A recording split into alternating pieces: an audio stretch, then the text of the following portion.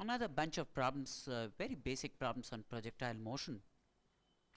And the sheet titled Projectiles, a few more. So there is this particle launched, let's say, from a point O, and its velocity makes an angle 60 degrees with the horizontal. Root 3 seconds later, if this was t equal to 0, this instant would be t equal to root 3. Root 3 seconds later, the velocity vector of the particle makes an angle 30 degrees with the horizontal. I want to find the horizontal component of the velocity during the motion, right? Now, at this instant, what's the horizontal component? U cos 60 degrees means u by 2. What's the vertical component? U sin 60 degrees means u root 3 by 2. Right? And root 3 seconds later, what happens to its horizontal velocity? That remains u by 2. Horizontal velocity remains u by 2, and its vertical velocity root 3 seconds later becomes u root 3 by 2 minus gt. That means 10 into root 3. G is 10 into root 3. That happens to be the vertical component of velocity root 3 seconds later. Yes or no? Right? Now the resultant of these two components is the net velocity that makes an angle 30 degrees with the horizontal, which means this is how it is. This is the velocity diagram. This is the net velocity that makes an angle 30 degrees, and this is u by 2, and this is u root 3 by 2 minus 10 root 3. Right? Very clearly, tan 30 degrees would be this length by this length. Right? So tan 30 degrees would be u root 3 by 2 minus 10 root 3 divided by u by 2. And this gives us an opportunity to solve for u, because tan 30 degrees is 1 by root 3. Right? And then we cross multiply, we get u by 2 equals 3u by 2 minus 30. U then is 30 meters per second. U then is 30 meters per second. Right?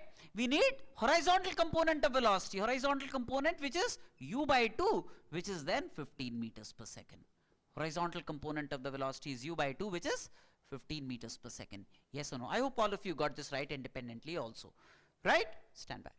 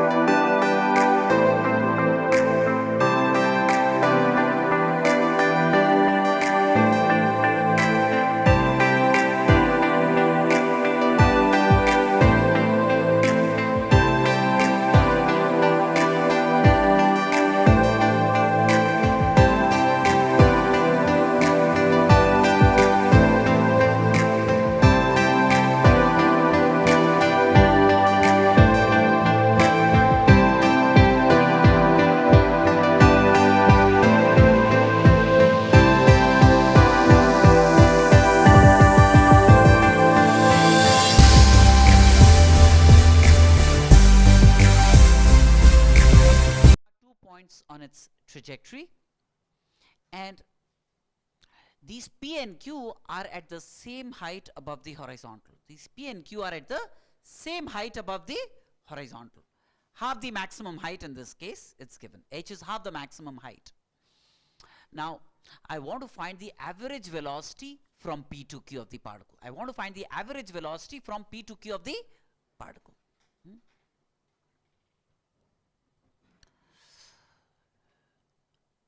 Of course, it's a case of constant acceleration, g downwards. Let me just tell you conceptually.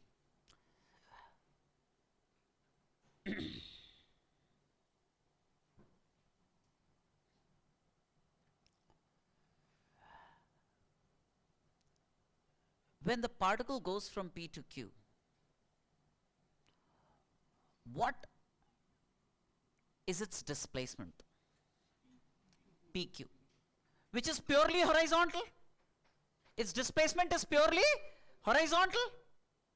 When the particle goes from P to Q, since P and Q are at the same vertical, same horizontal level, at the same height h, when the particle goes from P to Q, its displacement is horizontal. Yes or no? Its displacement is purely, PQ is parallel to the horizontal, right? Is horizontal. That means its average velocity must also be parallel to PQ. What's the velocity parallel to PQ that remains the same? Is u cos theta, v cos theta, isn't it? The velocity that remains parallel to PQ all the time is v cos theta. So should that not be the average velocity? V cos theta. Okay, let me first do it in a little more complicated manner. Then I'll come to this simple method and you will understand the importance of it then. All right. Hey, V1, it's a case of constant acceleration. So average velocity in constant acceleration in an interval is what? V1 plus V2 by 2. V1 plus V2 by 2. Yes or no? Resultant of is half of V1 plus V2 in case of constant acceleration. I have told you, not in all cases, but in constant acceleration, the average velocity can also be obtained using velocity at the beginning of the interval plus velocity at the end of the interval by 2. But that's not the definition of average velocity. Definition of average velocity is total displacement by total time.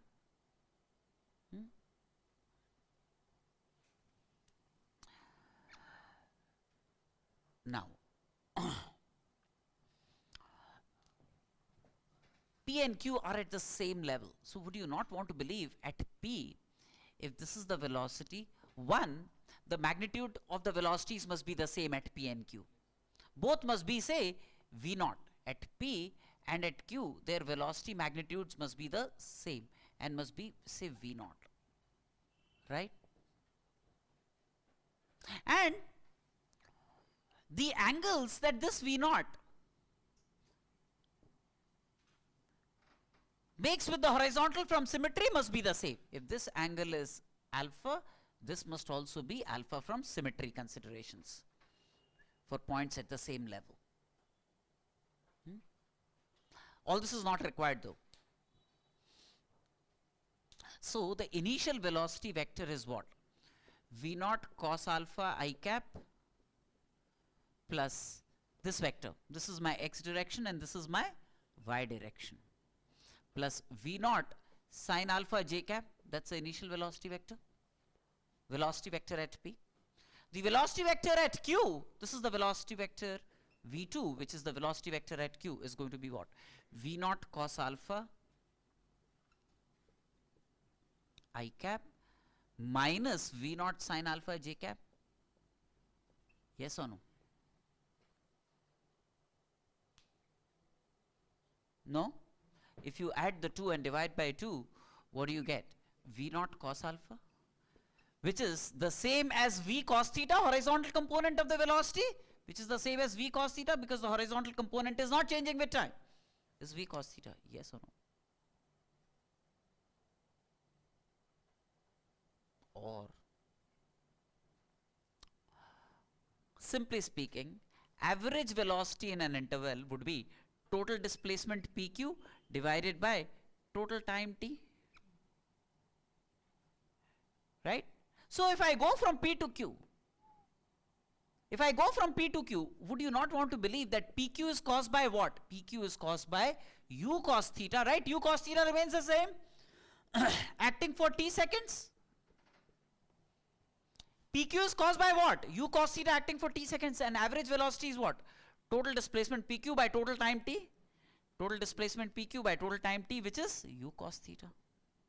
This is all that was required. That was not required. Got me? Which part? Both? Okay. See, when the particle goes from P to Q, what's the displacement? PQ. What's the time taken? T. But realize that when the particle goes from P to Q, the horizontal component of velocity remains u cos theta. So PQ is cos, and the time taken from P to Q is t seconds. So PQ, displacement in this direction, is caused by velocity u cos theta acting for t seconds. So PQ must be u cos theta into t.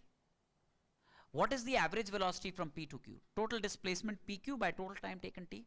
PQ by t, which is u cos theta. So PQ by t, which is u cos theta, that's the average velocity from P to Q. Evaluate that yourself. That was not required. This is lot better, right? Didn't understand? Clear? Stand by.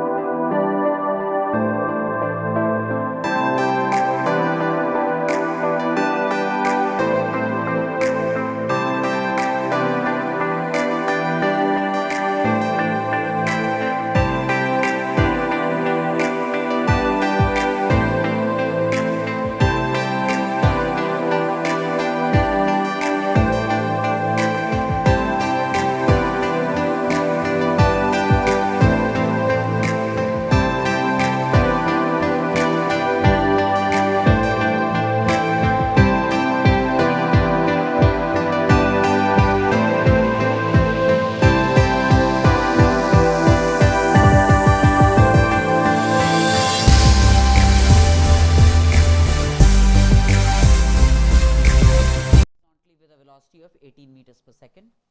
It hits the ground at the point P, making an angle 45 degrees with the horizontal.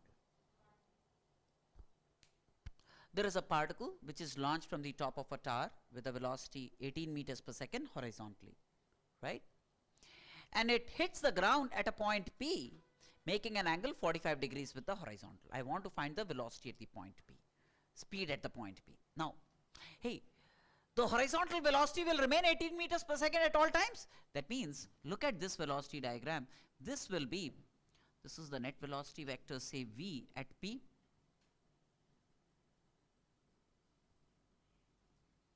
Right?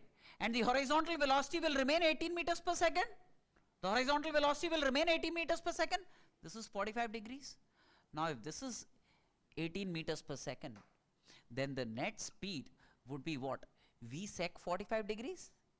18 sec 45 degrees would be V, isn't it? V would be 18 sec 45 degrees. How about it? V is 18 sec 45 degrees, which is 18 root 2 meters per second. I hope all of you got this right, all by yourself, isn't it? Easy, no? Stand by.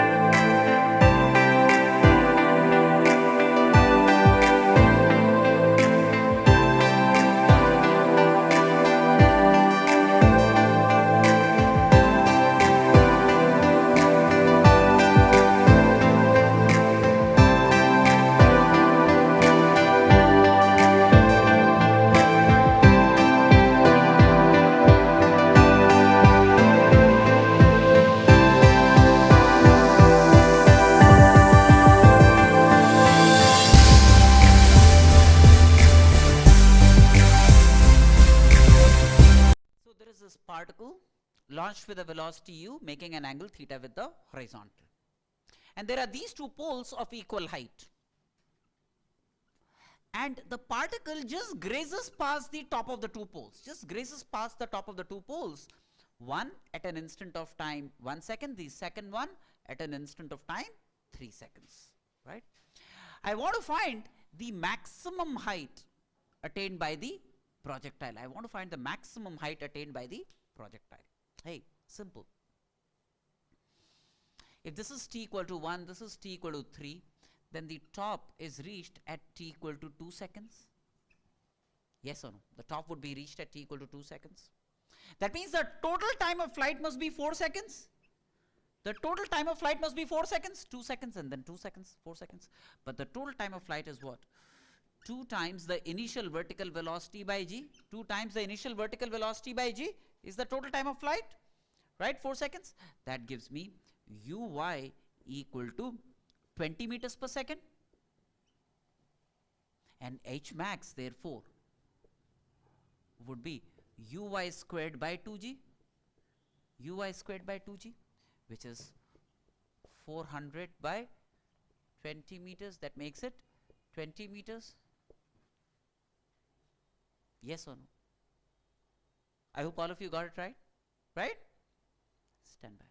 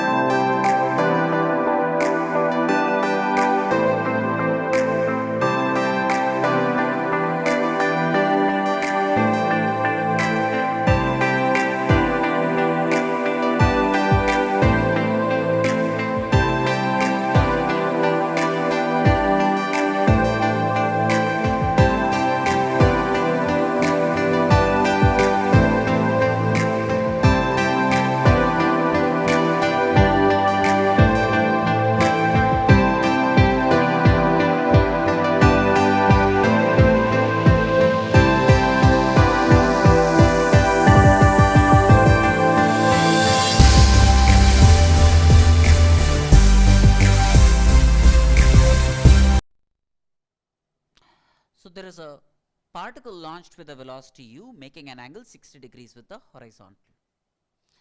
And 30 meters above the ground, it strikes the surface at an angle 30 degrees with the horizontal.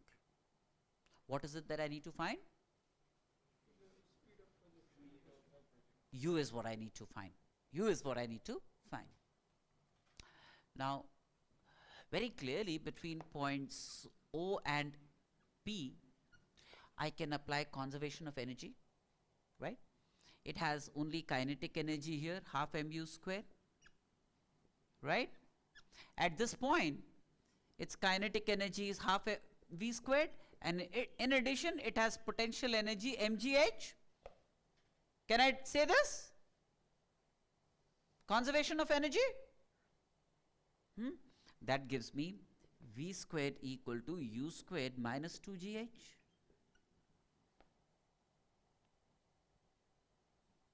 Multiplying, dividing by m, cancelling half, etc. This is what I get, cancelling m, right? Where h is 30 meters, so 600, so this is u squared minus 600, that's v squared, right? Now, no matter what, the horizontal components will remain the same, right now? What's the horizontal component here? U cos 60 degrees. What's the horizontal component here?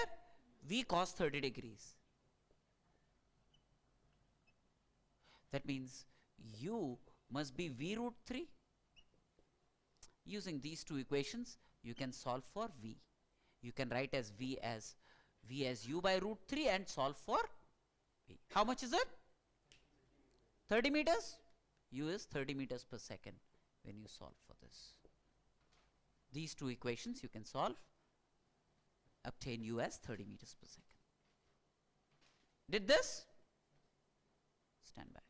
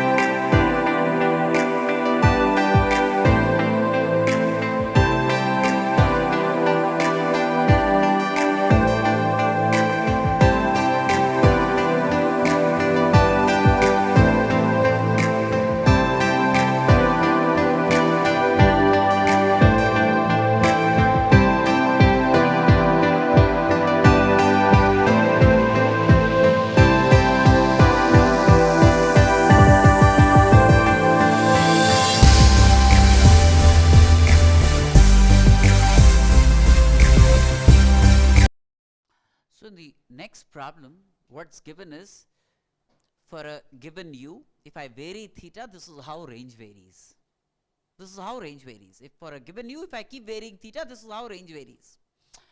And the maximum range is 250. Hey, what's the result for range for any given theta? U squared sine 2 theta by g. Right? And what is R max? Sine 2 theta will be 1. That means that's u squared by g. And that's given to be 250 meters. That's given to be 250 meters. So I get u squared equal to 2500 or u equal to 50 meters per second.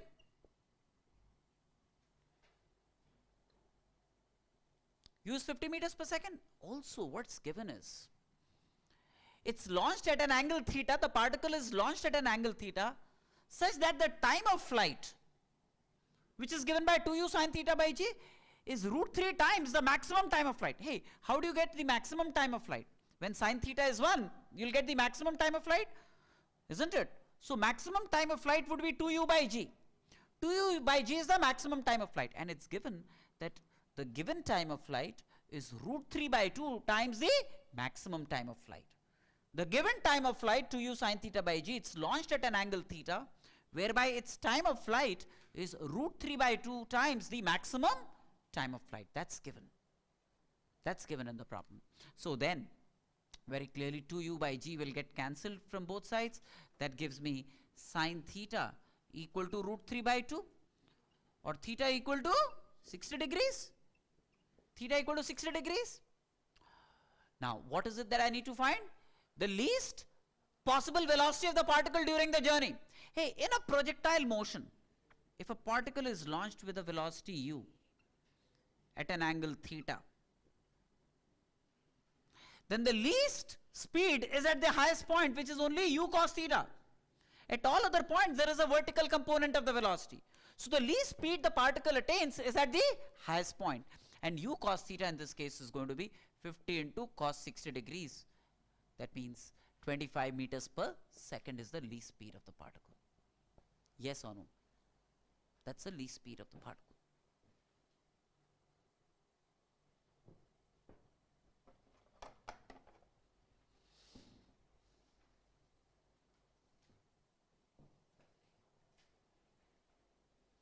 आ गया था answer?